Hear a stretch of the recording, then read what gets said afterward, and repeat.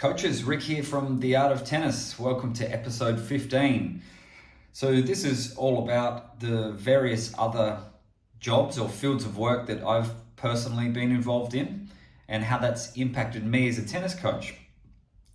So back when I was 13, in school holidays, as a 13-year-old, my parents, growing up in Uradla in the Adelaide Hills, it's a market garden area. It's full of lettuce, cabbages, as well as orchards, and more recent times, vineyards. So we were, our footy team we were called the Cabbage Cutters. All right, that wasn't our official name. That was sort of the teasing name from other more residential towns in the hills. So we were always considered the Cabbage Cutters. So it was kind of a rite of passage that I got to go and work as a cabbage cutter, effectively, in my school holidays during high school. So year 8 holidays, I know I did a big stint in the year 8 holidays.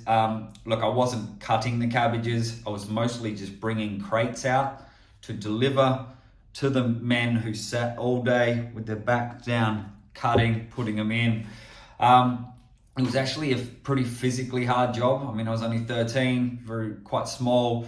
And I remember my mum reminds me that I had some elbow problems from it because I think I was carrying these big crates and trying to keep up. You don't want to let people down. These were cousins of mine. Everyone knew my family. You don't want to let them down by being a weakling sort of thing. So, but I do remember this school holiday job. I remember my first paycheck, just full of cash, and I just thought, this is amazing, even though it was really hard work. That was the year 8 holidays. Now I did similar. I didn't actually do the whole holidays again because I think tennis took over and I had to play tournaments, so I couldn't really commit to just working in the holidays. So tournaments in the holidays for a good portion of teenagehood took precedent over working. But so that was the first job, was in the market garden, and some other jobs I did around the high school period. Again, mostly just sort of ad hoc jobs or school holiday jobs. My dad was an earth mover, so he had a backhoe and an excavator, and so he would do all sorts of septic installations and trenches, and used to do things called sand filters, which would be like a filtration system for water to be recycled and used in sprinklers in the garden. So sometimes there was work with Dad, effectively as a labourer. He'd be on the tractor, and then you would get the chance you would be on the shovel. You'd be, cleaning up the trenches or spreading what was called metal, which is really what I thought was rocks, but it was called metal. All right, spreading the metal around. All right, again, physically hard work. Something where I grew up, the hard work, I guess the labourer type of job, it was a little bit of a sense of pride because, like real men were labourers, or real men maybe were tradies or labourers. So there's a bit of sense of pride when you got to, chuck on the, what we would have called the druggy shirt, the checkered shirt, get dirty, and you get your pasty with sauce and your iced coffee, and that stereotype is all true. So, I didn't mind doing a bit of that because I felt like a real man, at least from the stereotype that in an area, in a slightly more rural area, that stereotype was a positive at the time. So then I finished year 12, decided to take a gap year and basically train in tennis to get good enough to go to college tennis, because I played a lot as a 14-year-old, and then 15, 16, didn't play much, had changed my forehand from two-handed forehand to one, so I kind of went backwards for a little bit. So the decision was to take a year off and just to play tennis every day, and work every day both to save money and get better at tennis so that I could go to college tennis the next year. So that's what I did. And next door neighbors to us, or across the road, was a big giant apple orchard. All right, apples and cherries and a couple of other trees. I forget, peacherines and things like this. But mostly apples and cherries. And so I picked up a job there where I worked all through the school holidays full time, and then I switched to part time, which was 7 to 1. All right, so 7 a.m. to 1 p.m. So basically, I went through, had a smoko in the middle there, went back, and then finished at lunchtime. And then at lunchtime, I would go and either organize a hit with a friend, another tennis player. So I had a few people who were good players, and we would basically, there would be a training session. We'd have a hit, play a set, I joined a gym, so I was going to the gym in the afternoon sometimes. But basically, it was working in the morning and tennis in the afternoons. Now, in the apple orchard job, I quite enjoyed it really. What we were doing pruning. We were obviously picking fruit, pruning. I remember one of the first jobs was putting little plastic sleeves on baby apple trees. And I remember getting through a row and thinking, oh, we must be close. And then the guy I was working with, who'd worked there a while, and he, I won't repeat exactly what he said, but he pointed to the rest of the hill and more or less said, mate, just keep your head down because we've got a lot to go. So I guess I learned to just grind a little bit and work. It's repetitive work a lot of times, so you got to entertain yourself. So we would have music playing on the radio, and every now and again you might get hit by a little rotten apple. You got to throw that back and get your workmates back and things like that. But got to ride motorbikes around, which was nice. Got to drive a forklift a little bit when I was in the packing shed. Learned how apples work as far as the first apples go to market, the seconds go somewhere else, and you're just sorting through things. So that part was it's interesting. It's pretty tough when it gets wet and cold. To be outdoors and you've got your wet weather gear and things have to continue. So that was I sort of saw the downsides of outdoor work in the rain, or in maybe the extreme heat. But that was what we did. Remember, I had to fix sprinklers. Again, massive hills full of sprinklers, where the job was to check it, see if it works. All right, normally there were spiders in there, so you just try to push them out the way, and then you blow it, empty it in, pop it back in, and there you go, and just repeat. So I'm probably glad I only had to do half a day's, and then I was ready to go play some tennis afterwards during that job. But I did that the whole year, saved some money, and got my tennis practice in as well. So next job after that, went to college tennis, and I needed, I was on a scholarship. They made up a scholarship of, I think it was 50% tennis, quarter leadership, and somehow a quarter academic. My GPA was a 3, which I think is like a B. I'm not really sure how I managed to get some academic scholarship money for that, but I was lucky. But I needed money while I was there because, my parents didn't have, they're not going to just send me money to spend. So I needed to earn some money. So what I did was I got a job in the cafeteria at the college, which was interesting. A lot of local North Carolina crew, a few characters in there, and they had a ball with me. Some of them had never interacted with Australians. My job was to sit and scan everyone's card who come through.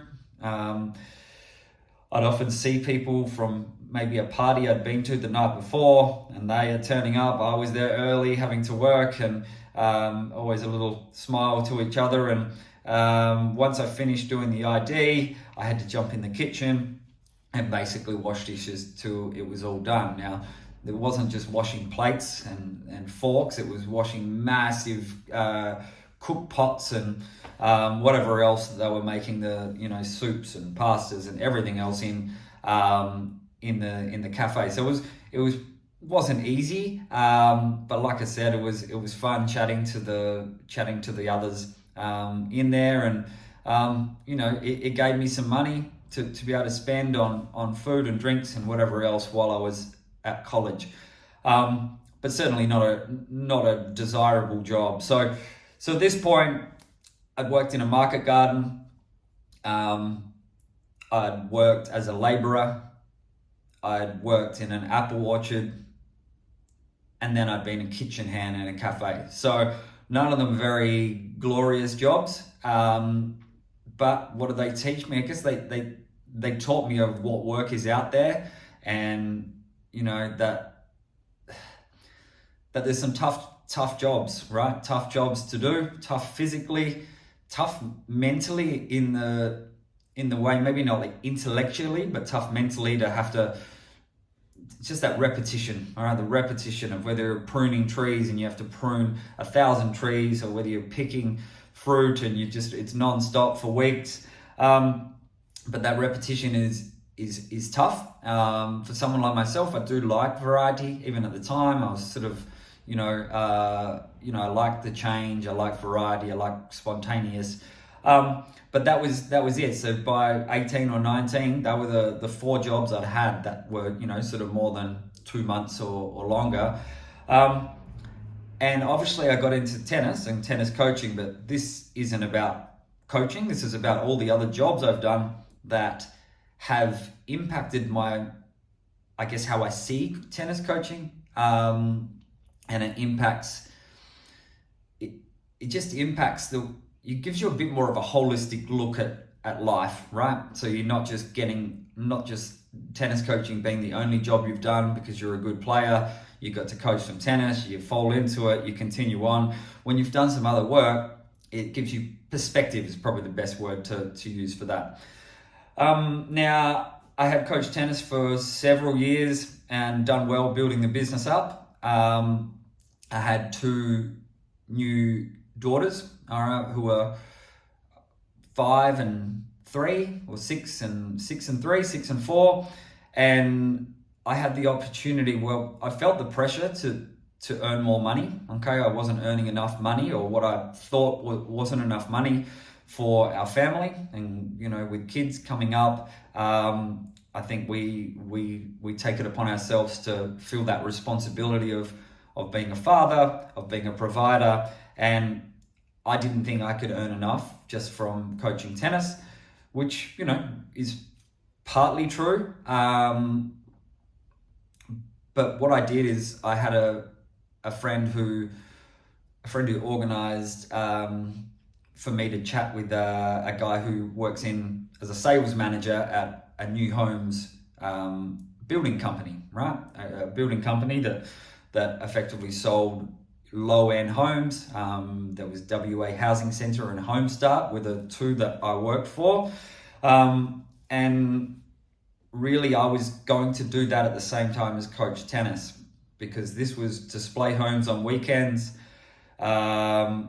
It was commission only. You got $5,000 if you sold a house, which sold a house or a building. But it was all finding house and land packages, and the biggest challenge was actually finding the blocks, finding the land, and then you would sell that person a house that fits that block. Brutal, cutthroat industry. Now, there truly were guys in the industry, not working where I was, but there was guys earning $800,000 to $1 million per year with no education, just the gift of the gab and hard work. I learned how to do it. I learned a lot, did a lot of sales training, which I enjoyed. I learned that I was a really good opener, okay, or building rapport with people. I was really strong at that. I wasn't as good a closer, okay, so closing, getting the deal done. So sometimes I would find that would get things set up, but I couldn't quite ask for the sale quick enough to, compared to some of the, the high performing sales guys and girls. But I certainly learned a lot. And what was interesting, I did that for 1 year. And my tennis coaching, I had to drop to 3 days a week with 2 afternoons and also a Saturday morning. Now, I was running a business, but what I'd done is I had employed one of my coaches to become the operations manager, right? So her job, she was responsible and, understood the program, but she ran the business, right? So she was running the phone, the email, scheduling the classes. So my job was still marketing the business through, social media, websites, newsletters, and I was still coaching, I guess the better tennis squads and private lessons, a select group of private lessons. So I sort of had to do 2 at the same time, long weeks, 7 days a week, being commission only. It was pretty tough sometimes if you couldn't get a sale over the line. And what was interesting in this field was that every month someone would get fired, right? Because it was commission only. So they did not want people there who were not performing, were not selling, because sales managers had targets and higher up had targets. So there was some wild incentives. People, if they sold the most, would get trips to go watch the Grand Prix in Singapore. Some amazing things were happening like that. But, if you were selling 0 in the month and it happened 2 months in a row, you were gone. So I was really, I guess I was proud that I didn't get fired, and I managed to hang around each month, maybe selling 1, 2. Towards the end of that year, I sold 4 in a month. That was my best month, and I knew I couldn't continue to do this anymore because it was too hard. I had to either stop my tennis business, which I didn't want to do, or I was going to commit to being a sales guy at a building company for years, because it does take time to build up the momentum, build up your pipeline, and you really need to commit properly to it. So I quit. I resigned after my best month, and I had a lot of time back. Now, there were some real downsides to that job. I didn't really like designing building. I didn't care for looking at porticos and what it should look like and adding doors in, and that attention to detail of that side was certainly not my strength.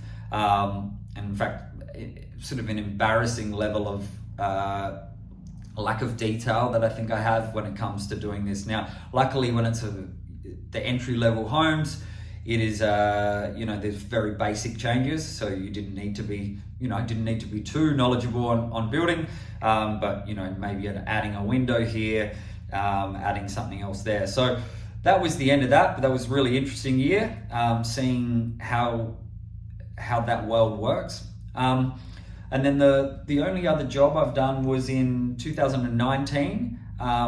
This was a guy I knew through tennis, had the opportunity to do some, what was called business development work or brand consultant. So they had an ad agency, which was, brand marketing, where they looked after companies, build up their websites, all their marketing material.